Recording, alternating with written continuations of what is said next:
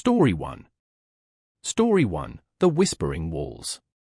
The moving van rumbled away, leaving me standing on the cracked pavement, staring up at the Victorian monstrosity that was now my home. 3 stories of peeling paint, shadowed windows, and an oppressive silence that swallowed the chirping of crickets. I'd gotten a steal on the place, a historic gem, the realtor called it, but the discounted price should have been a warning. My pragmatic side reasoned that a little TLC would transform the place. My gut, however, churned with unease. "You made it." My girlfriend, Sarah, pulled up in her compact car, her smile bright against the gathering dusk. "Isn't it amazing?"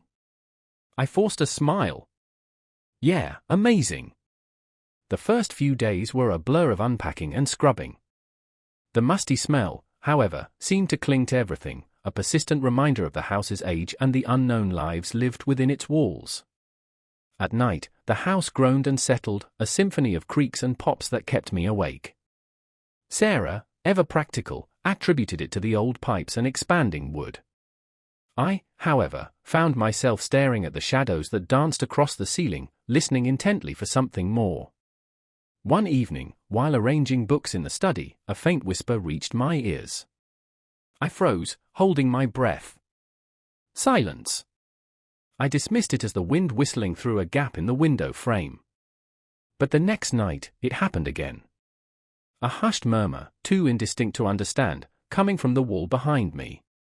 I spun around, my heart pounding, but there was nothing there. "Everything okay?"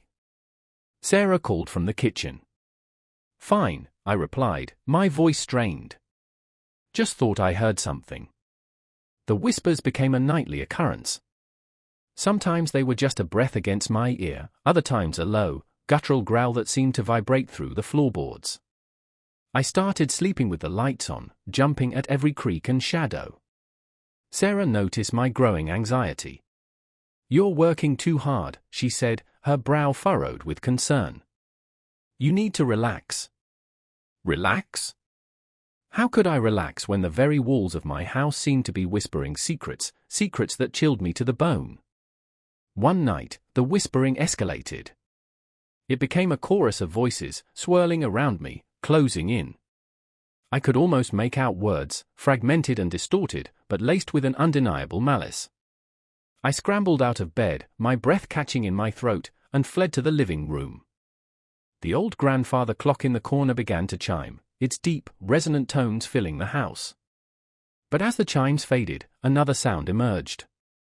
A scratching sound, coming from inside the walls.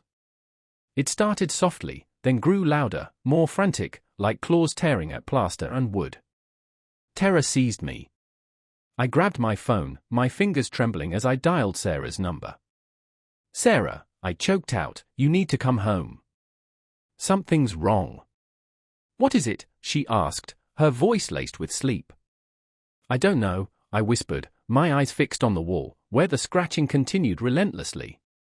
"But I think there's something in the house." The scratching stopped abruptly. A chilling silence descended, broken only by Sarah's worried voice on the other end of the line. "I'm on my way," she said. I paced the living room, my heart hammering against my ribs. The silence was suffocating, pregnant with an unseen dread. Then, from the shadows at the top of the staircase, a pair of eyes materialized. They glowed with an unnatural luminescence, cold and reptilian, fixed on me with a predatory intensity. I backed away slowly, my breath hitched in my throat. The eyes blinked, then vanished. A guttural growl echoed from the darkness above, followed by the sound of something heavy dragging itself across the floorboards.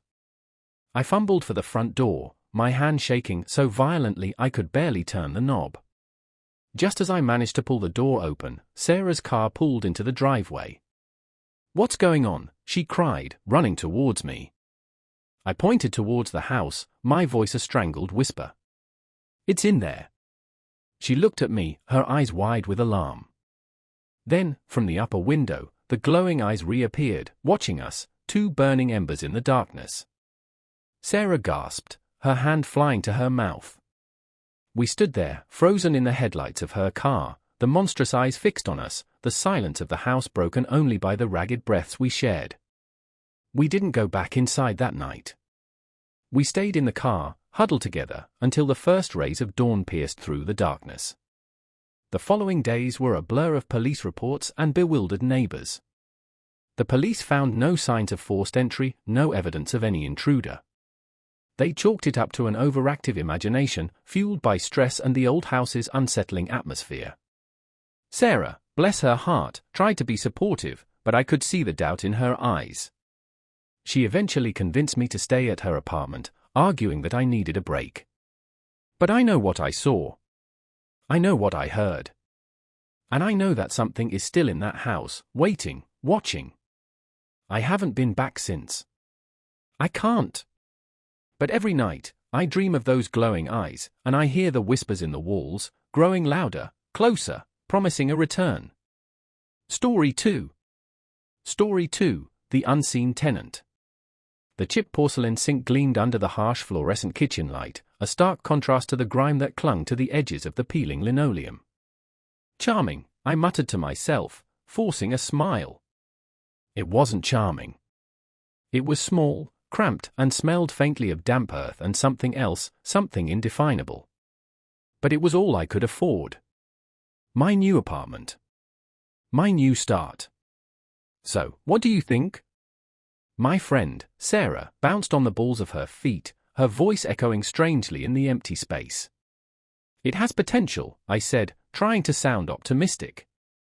Once I get some furniture in, it'll feel more like home. Sarah nodded, though her smile seemed a little strained. Yeah. Just spruce it up a bit. We spent the rest of the afternoon unpacking boxes, the rhythmic thud of cardboard against the bare floor the only sound. As dusk settled, a chill permeated the air, despite the warmth of the August evening. Sarah left, promising to visit again soon. I watched her go, a sudden wave of loneliness washing over me. The silence of the apartment pressed in. It wasn't just quiet, it was a thick, heavy silence, like being submerged in water. I made myself a cup of tea, the clinking of the mug against the saucer oddly loud. The shadows in the corners seemed to deepen, stretching like fingers. I shook my head, attributing it to exhaustion. The next few days passed in a blur of unpacking and settling in. I started a new job, tried to make friends, anything to distract myself from the growing unease that had taken root in my chest. The apartment never felt truly empty. It was as if something, or someone, was always just out of sight, a presence lurking in the periphery. I started noticing things. Small things, at first. The scent of damp earth grew stronger, clinging to my clothes, my hair. Objects would shift slightly, a book placed on the nightstand now lying on the floor, a chair moved a few inches from the table. I dismissed them as my own forgetfulness, the product of a tired mind. Then the sounds began. Faint at first, barely audible whispers that I assumed were the city noises filtering through the thin walls. But they grew louder, more distinct. A sigh, a rustling sound, like someone shifting in their sleep. They always seemed to come from the spare bedroom, a small, windowless room that I used for storage. One night, I woke with a start, heart pounding. The whispering was louder than ever, almost a mumbling, laced with a strange, guttural undertone. It definitely came from the spare bedroom. Frozen with fear, I lay in bed, listening. Then, a slow, deliberate creak. The sound of a door opening. I scrambled out of bed, fumbling for the light switch. The hallway was bathed in a dim, yellowish light. The door to the spare bedroom was ajar. My breath hitched in my throat. I crept towards the door, hand outstretched, my heart hammering against my ribs. The room was empty. Boxes stacked against the walls, dust motes dancing in the faint light filtering in from the hallway. Nothing out of place. I stood there for a long moment, listening. The silence was deafening. I closed the door, my hand trembling. I tried to rationalize it. Old building, settling pipes, overactive imagination. But the feeling of dread remained, a cold knot in my stomach. I started avoiding the spare bedroom, leaving the door firmly shut. The whispers continued, though, seeping through the walls, a constant reminder of the unseen presence in my apartment. One evening, I came home to find a single, white rose lying on my kitchen table. It wasn't there when I left that morning. The petals were slightly bruised, as if it had been held tightly. The scent of damp earth hung heavy in the air. I called Sarah, my voice shaking. "I think someone's been in my apartment," I whispered, my eyes darting around the room. "What makes you say that?" Sarah's voice was laced with concern. "A rose, on my table. Anne? I keep hearing things." There was a long pause. "Maybe you should stay with me tonight," she said gently. "No," I said, a strange defiance hardening my voice. "I need to know what's happening here."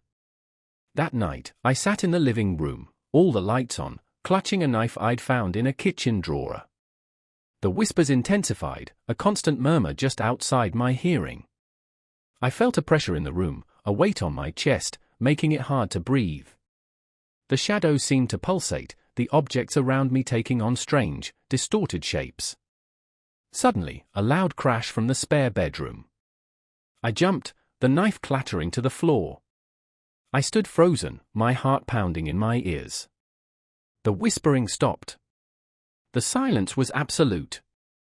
Then, a slow, deliberate creak. The sound of the spare bedroom door opening. I backed away, my breath caught in my throat. I wanted to run, to scream, but I was paralyzed with fear. The door swung open slowly, revealing the darkness within. I couldn't see anything, but I could feel it. A presence, cold and malevolent, filling the doorway. And then, a voice, a whisper, close to my ear, so close I could feel the breath on my neck, "You're not alone." I screamed, a raw, primal sound that ripped through the silence. I turned and ran, fleeing the apartment, the echoing whisper pursuing me down the hallway. I haven't been back since. I left everything behind. My belongings, my furniture, my life. But the whispers still haunt me, a constant reminder of the unseen tenant in my new apartment, waiting for me to return. Story 3. Story 3, The Sloughing. The chipped porcelain sink felt cold against my forearms as I rinsed the last of the packing tape residue off my hands. The scent of pine cleaner and cardboard still clung to the air in the tiny galley kitchen of my new apartment. It was small, a cramped one-bedroom in a pre-war building, but the peeling floral wallpaper and uneven floorboards held a strange charm. I'd felt a pull to the place, an odd sense of homecoming, despite the peeling paint and the persistent drip from the bathroom faucet. "Everything okay in there, hon?" My mom called from the living room, her voice muffled by the boxes stacked against the wall.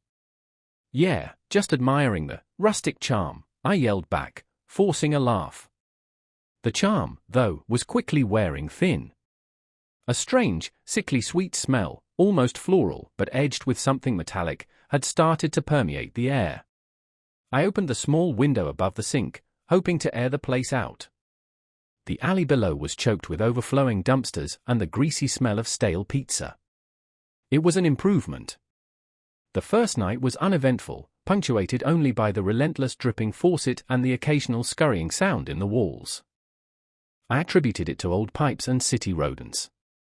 By the second night, the dripping had intensified, a steady, rhythmic pulse that echoed in the otherwise silent apartment. The sickly sweet smell returned, stronger this time, clinging to the back of my throat. I woke up covered in a thin sheen of sweat, my skin itching. "This place is weird," I told my mom over the phone the next day. She chuckled. "It's just old, honey. You'll get used to it." I didn't get used to it.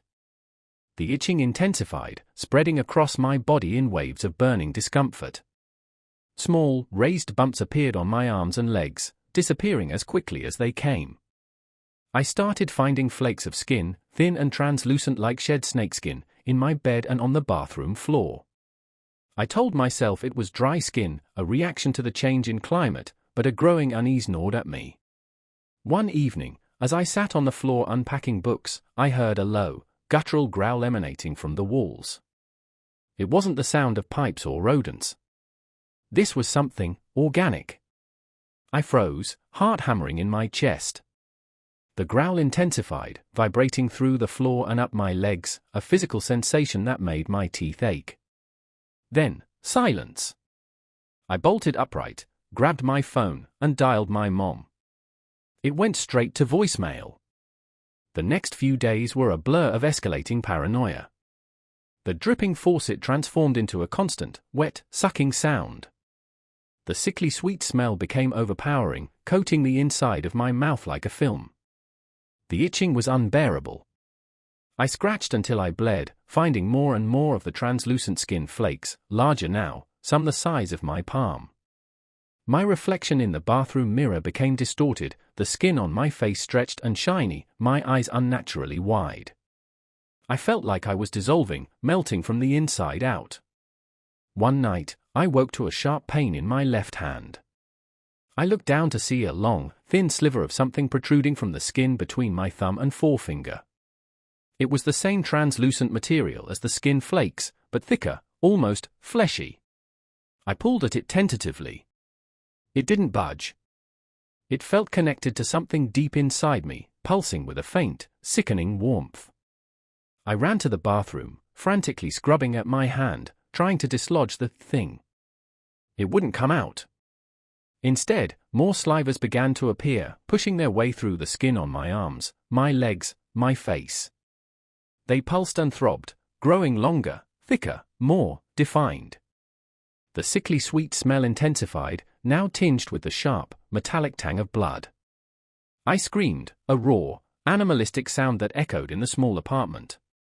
The growling from the wall started again, closer this time, louder, accompanied by a rhythmic scraping sound, like something dragging itself across the floorboards. I backed away from the bathroom door, stumbling over a pile of discarded skin flakes. The room spun, the sickly sweet smell overwhelming, the scraping sound growing louder, closer. The last thing I remember is the door creaking open, a wave of putrid, floral air washing over me, and the sight of something long, pale, and fleshy slithering towards me across the floor. Something that looked disturbingly familiar. I don't know how long I've been here. The dripping has stopped. The scraping has stopped. The growling has stopped. There's only the sickly sweet smell, now a part of me, and the constant, unbearable itching.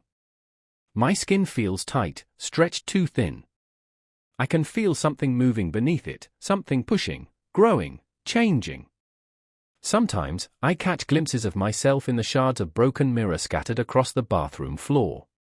My reflection is different. The skin is smooth, almost translucent. My eyes are larger, blacker. And sometimes, just sometimes, I see something else reflected in those eyes. Something long, pale, and fleshy, coiled around my heart, pulsing with a faint, sickening warmth. Something that looks disturbingly like me.